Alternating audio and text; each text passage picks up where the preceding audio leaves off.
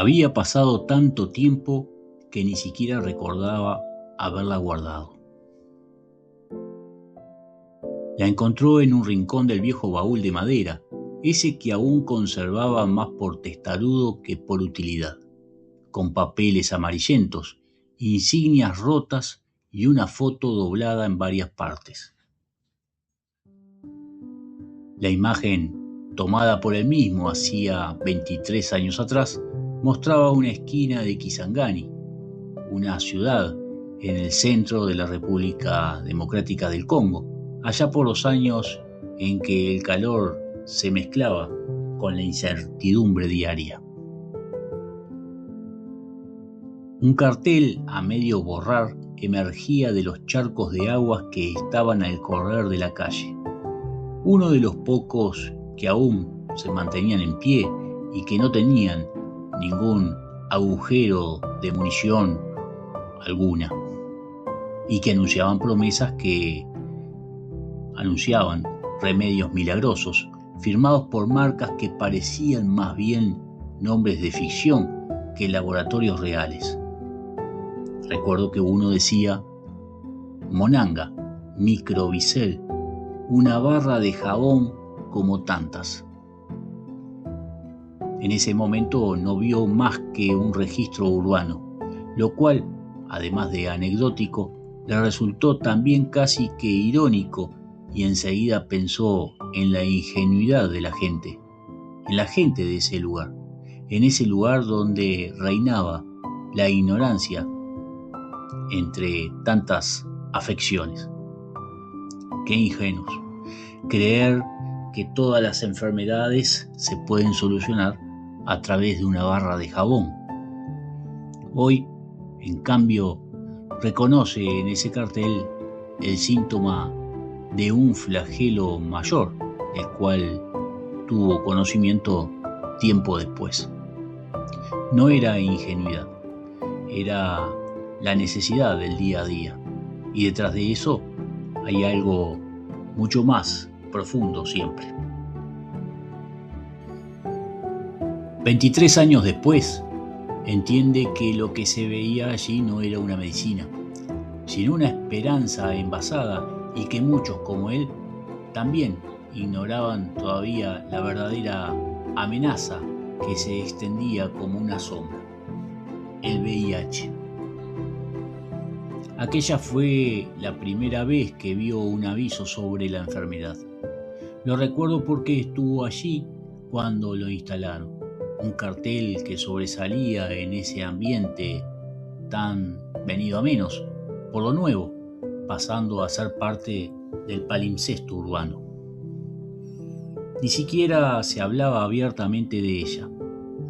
En las calles, el virus ya se cobraba silenciosamente miles de vidas, pero en el imaginario colectivo era todo un mito extranjero, una amenaza ajena.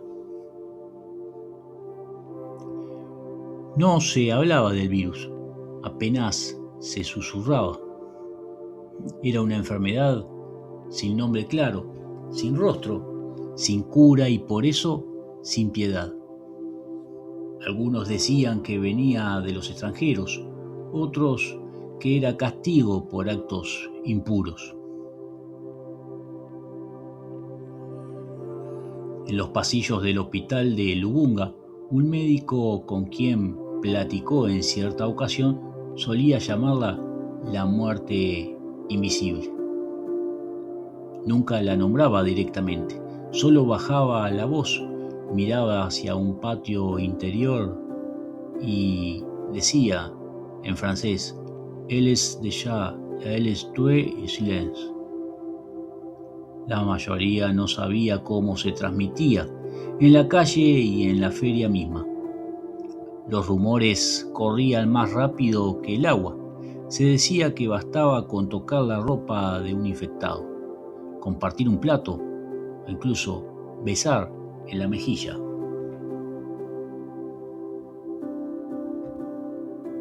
Nadie desmentía nada ni tampoco explicaba.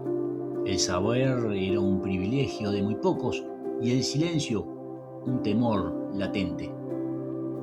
Roger recuerda a una enfermera, Claudine, que solía repartir condones en una pequeña escuela pública cercana al campamento. Muchos padres se enfurecían al verla e incluso la insultaban. Decía que llamaba al pecado. Nadie quería hablar de sexo y mucho menos de aquella enfermedad. Claudine, sin embargo, decidió hacerlo igual.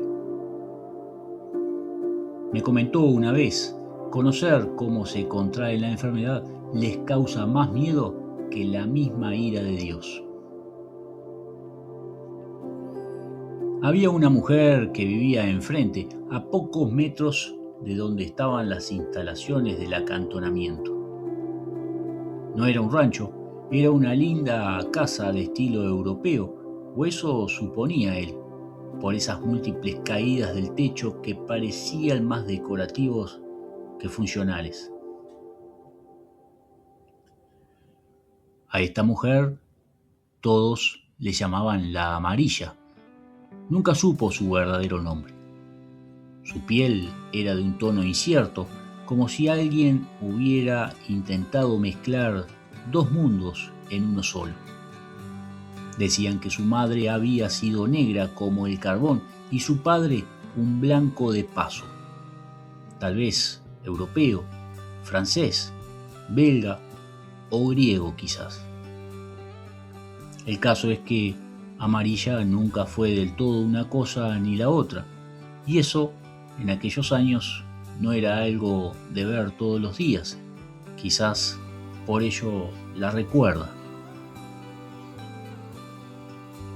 Vivía en su casa con un jardín descuidado al frente y apenas salía a la calle. La gente la miraba con desconfianza, como si su sola presencia alterara un equilibrio que no se debía tocar. No era querida, pero tampoco del todo rechazada. Era tolerada como una anomalía social inevitable. Lo mismo ocurría con los albinos. También eran muchos por aquella región, pero a su vez eran invisibles. Una ironía cruel en un mundo donde el color lo definía todo. Los niños albinos eran señalados con el dedo, como si llevaran encima un destino torcido, una maldición heredada. Algunos creían que su piel tenía propiedades mágicas, otros los evitaban por miedo. Todos, en realidad, lo miraban raro. En aquel entonces, la Amarilla empezó a adelgazar. Algunos decían que era el SIDA, otros que había sido maldecida.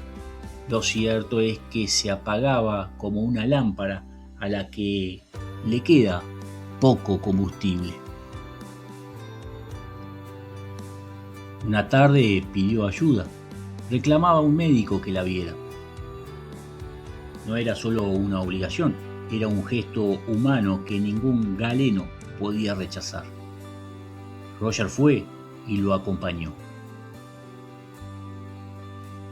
Hacía tiempo que no hablaba con nadie, solo los miró. El médico le hizo preguntas con voz suave. La Amarilla respondió con pausas, con cansancio, pero también con sinceridad. En realidad, no era miedo a morir lo que ella sentía, era miedo a no haber existido nunca del todo. Fue un domingo, uno de esos días en los que se les permitía hacer uso de una licencia acotada para ir al pueblo a buscar algunos enseres, si la situación, por supuesto, lo permitía. Roger decidió salir más tarde de lo habitual, y al llegar a los alrededores de la feria local, ese lugar que casi funcionaba como un punto de congregación, le llamó la atención no ver a ningún compatriota, como solía ser de costumbre. Fue una sensación extraña. Sus vueltas fueron rápidas. Pero las cosas del destino, que a veces se manifiestan de forma inexplicable, tejieron un hilo inesperado. A pesar de venir de un lugar tan distante de ese espacio geográfico, los lazos de solidaridad se estrechaban. Eso, dice Roger, en parte es una virtud que el uruguayo lleva consigo. Siempre he notado que es de los pocos en esas regiones que es aceptado y mirado con otros ojos. Lo verdaderamente sorprendente ocurrió al regresar al campamento transitorio.